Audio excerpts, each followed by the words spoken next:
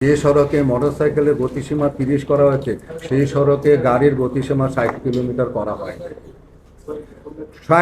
30 kilometre করা হয়েছে। আমি কিন্তু বলেছি জাতিসংঘের নির্দেশনা অনুযায়ী শহরের মধ্যে 30 কিলোমিটারের বেশি সরকার চাইলেও পারবে না, সেইখানে 30 কিলোমিটারের গতি করা হয়েছে।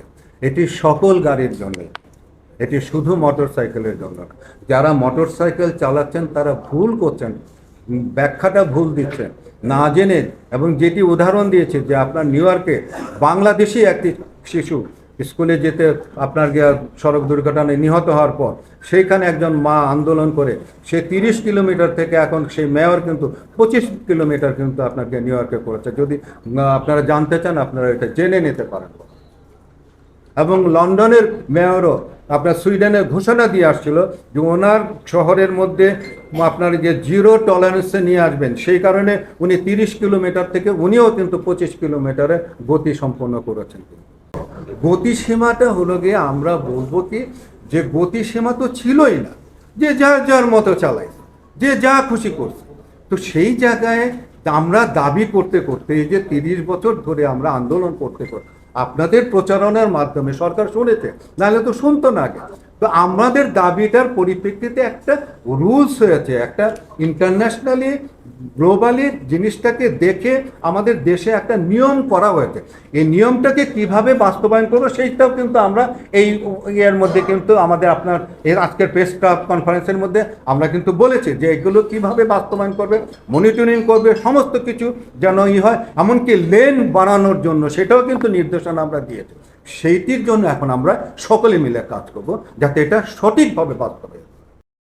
পরিবহন বিধিমালা 2022-এ গতিসীমার কথা উল্লেখ থাকলেও এই নির্দেশিকার মাধ্যমে দেশের জন্য প্রথমবারের মতো একটি সড়কে মোটরযানের সর্বোচ্চ গতিসীমা নির্ধারিত হলো।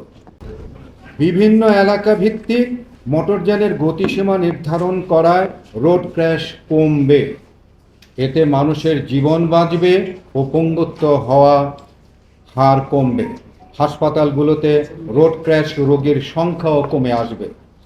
কম গতি সম্পন্ন মোটরযানের চালকের পক্ষে সামনের সড়কের ঝুঁকিপূর্ণ ব্যবহারকারীদেরকে সহজে দেখতে পারবেন এবং এতে তিনি তার মোটরযানের গতি নিয়ন্ত্রণ করতে সক্ষম হবেন। ফলে রোড ক্র্যাশের সংখ্যা যেমন কমবে সেই সাথে হতাহতের সংখ্যাও কমবে। দ্বিতীয় হলো, এরপর আসা যাক এক্সপ্রেসওয়ে ও হাইওয়ে মহাসড়ককে সর্বোচ্চ গতিসীমা 80 কিলোমিটার পার ঘন্টায় নির্ধারিত করা হয়েছে।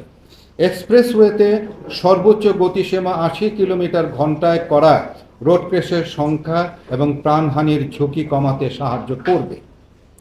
কম গতি রোড ক্র্যাশ হওয়ার সম্ভাবনা কমায়, সবার জন্য সড়ক নিরাপত্তা নিশ্চিত করা যায়। বাংলাদেশের সড়কের অবকাঠামো ডিজাইন 80 কিলোমিটার ঘন্টা অধিক গতিসীমা নির্ধারণ করা যুক্তিযুক্ত নয়। যেহেতু এক্সপ্রেস ও মহাসড়কে যথাযথ অ্যাক্সেস কন্ট্রোল নেই, সেহেতু যানবাহনের ধরন অনুযায়ী গাড়ির যে গতিসীমা নির্ধারণ করা হয়েছে সেটি সড়ক ব্যবহারকারীদের নিরাপত্তা নিশ্চিতকরণের দৃষ্টিকোণ থেকে বাংলাদেশের পরিপ্রেক্ষিতে সঠিক।